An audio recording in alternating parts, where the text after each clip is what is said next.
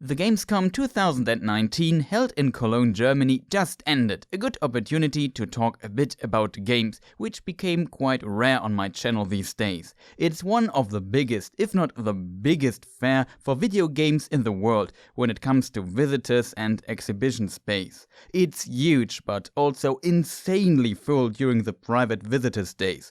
But that's also what the Gamescom is about. Everyone can go there and try out some of the new announced games that are not released yet, hands-on. At least when you are willing to invest a lot of time into standing in lines, literally several hours for one game. This year, however, had one unusual part. Gamescom also had a small press conference or presentation comparable to what the E3 is famous for, and they showed a few new titles there, but also more of already announced games. And I was actually pleasantly surprised. It also felt like the announcements from that show and also the news and impressions outside of it were very focused around what sells quite well in Germany. A lot of strategy, management and simulation games, often games by smaller studios, and it makes sense. We are in between generations and the big AAA publishers hold a bit back until the next console generation is on its way. Sony drastically reduced their output for the PlayStation 4 and Microsoft is also in preparation for Project Scarlet. So it was a perfect time for some other games to shine. This is probably one of the most positive things I got from this year's Gamescom, the game variety. Some games I ignored before now have my interest after further looking into them, and some games I was not aware of at all also have suddenly my attention. We still have a few bigger titles like the weird Death Stranding, the anticipated Cyberpunk 2077, the annual sports games, and Remedy Entertainment's Control, which releases a few days after Gamescom, but also many, let's call it A or B titles in contrast to the AAAs, and indie games. Two announcements surprised me the most, and I start with the biggest one. Kerbal Space Program 2, and for me it came out of nowhere. I loved the first game. As a fan of science fiction and astrophysics, I had a lot of fun with KSP. It's actually a game that teaches you a basic understanding of rocket science and how travel in space actually works in a very fun way. Sadly, on release, the tutorials were bad and figuring everything out was almost impossible, so you had to look lengthy tutorial videos on YouTube to get anywhere. Shoutouts to Scott Manley. However, it was still fun building silly rockets or planes and blow them up in creative ways. Still, over time I learned the basics by trial and error and some guidance from the internet and managed to, for example, land my Kerbals, the little green people that do the missions, on other planets and bring them back home. I learned a ton through KSP, and a big appeal is seeing how everything you planned carefully works as intended after many iterations, and sometimes it's just one little detail you overlooked that leads back to the drawing board. I remember trying to build a space plane, so a plane that could fly into space, reaching a stable orbit and return to Earth, or Kerbin as it's called in the game. I tested it and everything worked. Landed somewhere on Kerbin after returning from orbit just because I could, planning to continue my flight. I left the plane with my pilot to place a flag and take a sample, get back into the plane and fly a bit further. But here I noticed a severe design flaw. I forgot to place a ladder, so the pilot could not get back into the cockpit and was stranded there. It was incredibly funny, but still a valuable lesson. If you fly actual people to, for example, the moon or even Mars, and overlook just a tiny little thing like this, it can be a disaster. So I have a lot of respect for all people working in this field. In Kerbal Space Program, I can just click on Reset Mission, load a save game, or in this case press on Retrieve Vessel, but that's not possible in real life. KSP2 will have multiplayer in the base game. In the first game there was an impressive mod for it, but it had obviously some problems because the game was a single player game. I hope it also improves in some technical areas, for example little bugs, performance and so on. If they can do this, keep the game's complexity and support mods, which they promise to, this could be a really amazing game. What will be very interesting for me is that they now have multiple styles star systems and parts that support interstellar travel, which was only possible with mods before. I never tried it, but I'm really looking forward to this, especially what I can learn from it.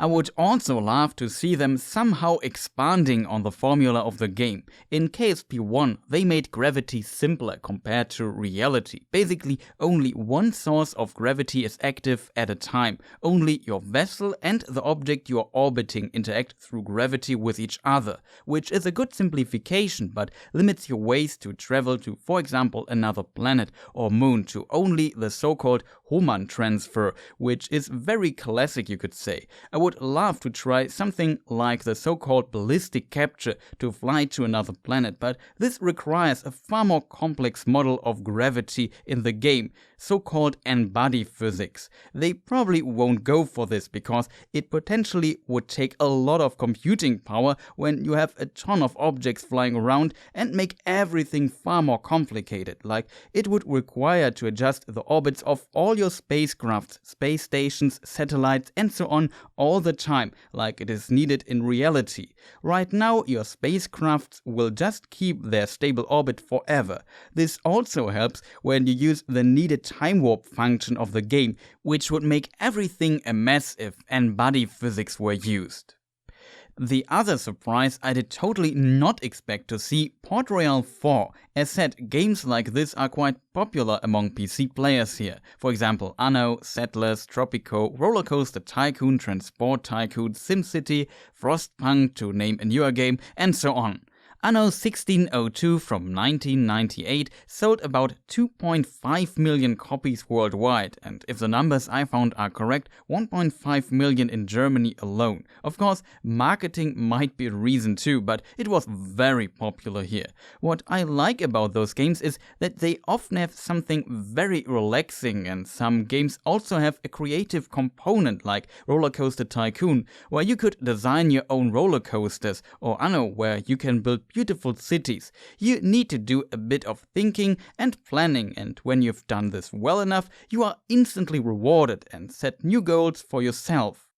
The Port Royale games are also management games about trading, with some building and combat options. I always liked the setting set in the 16th or 17th century of the New World, where you have to trade goods.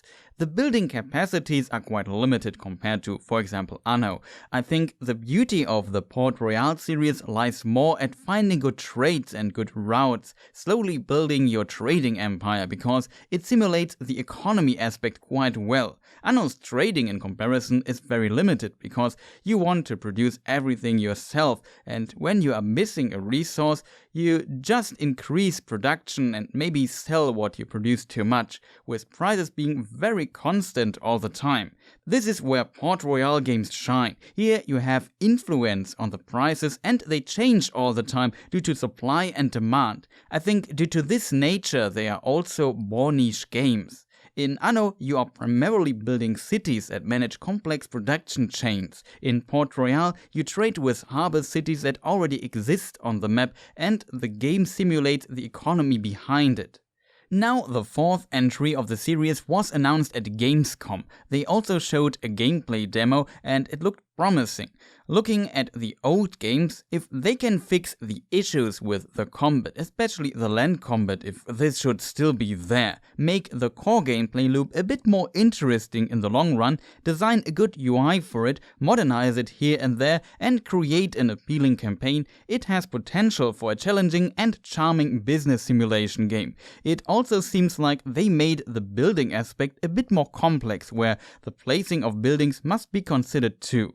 They are also going for turn-based battles, which I personally have no problem with as long as they are done well. The game works a lot with ship convoys, and the real-time battles in the past games had many drawbacks. For example, if you had a big convoy, you could not fight with all ships at once in the battle screen, and you could also abuse certain properties of ships against the AI.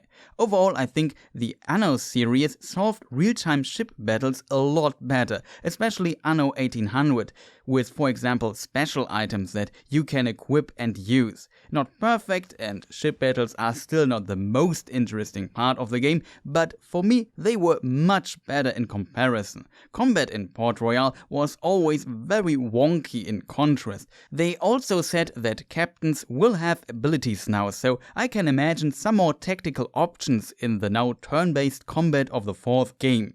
There's no release date yet, but they plan on releasing it during the second half of 2020, so they still have some time to improve the game further.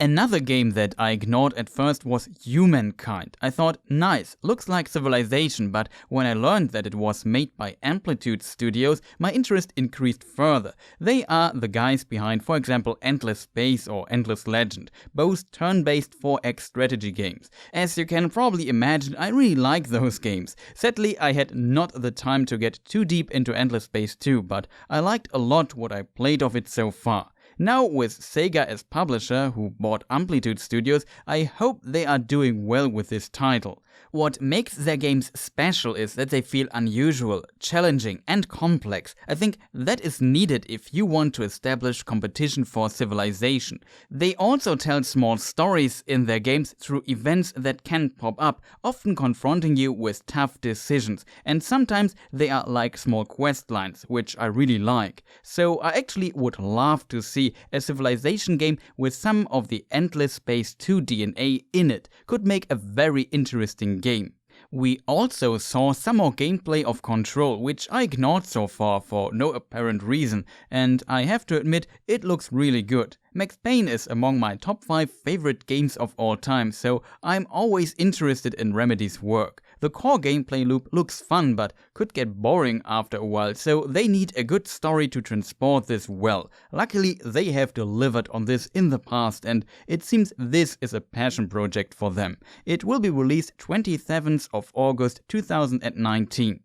Vampire the Masquerade, Dungeons and Dragons, and The Dark Eye were the first tabletop RPGs I played in my life, so video games using these licenses were always interesting for me, and I still remember Vampire the Masquerade Bloodlines. It's still loved by fans, but sadly had many bugs and little problems on release, but beyond that was a beautiful game. Now Vampire the Masquerade Bloodlines 2 was surprisingly announced a while ago, and it's a bit surreal. We have a new Vampire and a new Baldur's Gate in development. Port Royale 4 and Age of Empires 4 are in development too. What's next, a new Gothic game? There's of course a lot of nostalgia with those games, but they are all actually good games, and after such a long time, a revival makes sense. In this context, I also want to mention the Final Fantasy VII remake. It feels a bit like we entered the era of reviving somewhat forgotten game classics from 20 plus years ago. HD remasters and especially PC ports of former console-only games release quite often these days, but with the mentioned games we actually get completely new games transferring their essence into our time. For example, the Resident Evil 2 remaster did an excellent job here. Quite curious what other forgotten classics we will see in the future. Before I'll end the video, I also want to mention some interesting indie and semi-indie games real quick. Cyber Shadows sounds a bit generic, but it's the new game by the developer behind Shovel Knight, and it looks gorgeous, just look at it. Then there is this bizarre game called The Eternal Cylinder, maybe a bit like Spore and No Man's Sky, just weird. Of course, those names don't increase confidence, but this is a different developer, and at least No Man's Sky really improved a lot over time. Also, Sea Salt looked interesting. It's clearly inspired by Cthulhu. However, in this game you play the bad guy, which is an interesting twist. Dolmen is a Souls-like with sci-fi elements. Some would say Souls meets Dead Space, which sounds quite good in my opinion. 3D games by small studios in this subgenre often have trouble in some fields like animation, how the game feels and plays, enemy and boss variety, level variety, etc. I hope they can overcome these problems and deliver a good game, because I'm always interested in a good Souls-like. In this context, I also want to mention The Surge 2, which releases next month, same with Greedfall.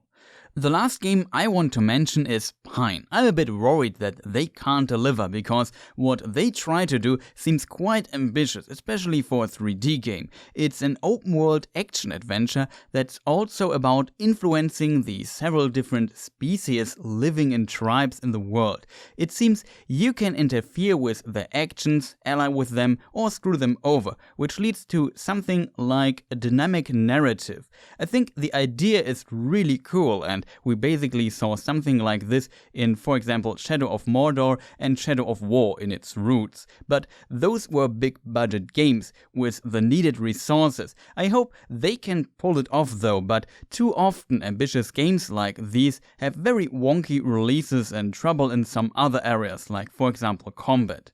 Overall, I liked what Gamescom had to show this year. I hoped for Age of Empires 4 gameplay though, but that comes later this year, I think in November during the Xbox event in London. It's good to see a lot of variety in games and that some smaller games are in the spotlight, while the bigger games take a small break. Thank you for watching. Next video will be lore related again. We most likely talk about the film and book differences of The Lord of the Rings and continue with Bree and meeting Strider. I also plan to make a small Need for Feedback video soon, where I have some small things to announce.